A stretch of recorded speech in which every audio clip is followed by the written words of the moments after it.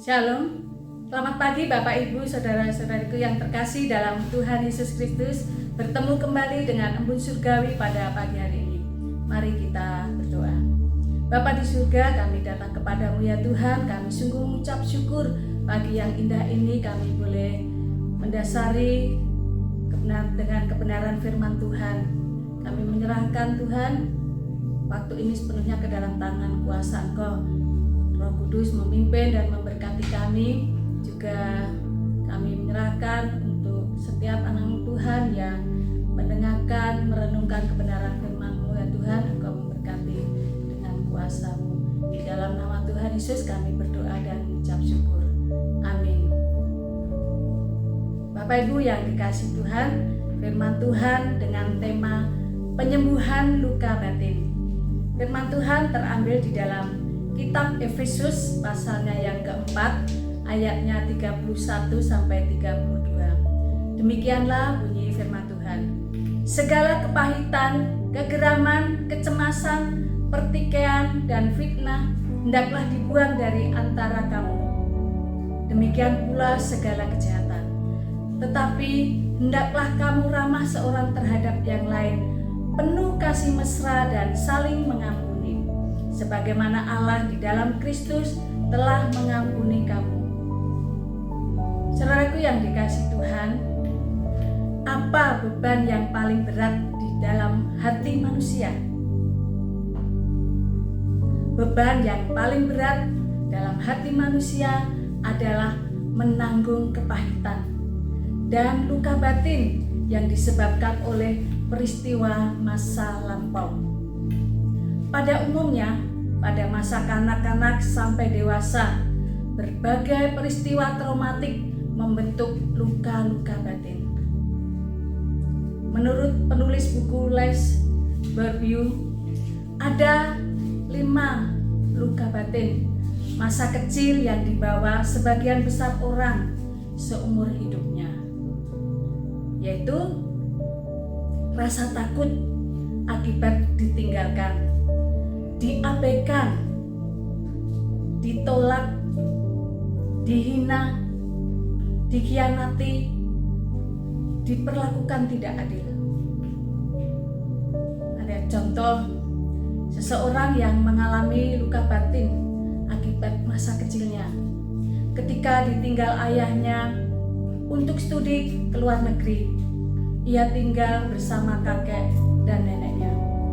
Walaupun ada alasan ayah melakukan demikian, tetapi perasaan ditinggal dan perasaan ditolak membuat dirinya selalu mengingat hal-hal tersebut menjadi luka batin di dalam hidupnya.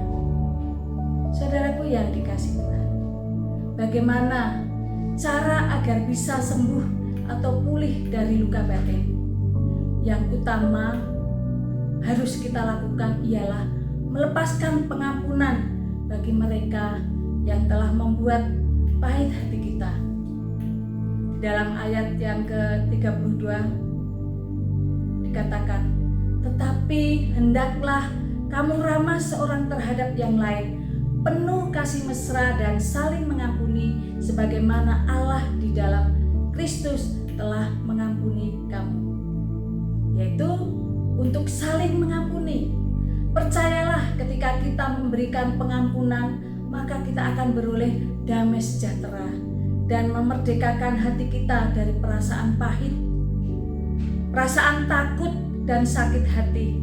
Seperti Kristus yang telah membuktikan kasih-Nya untuk mengampuni kita, maka kita harus belajar untuk mengampuni.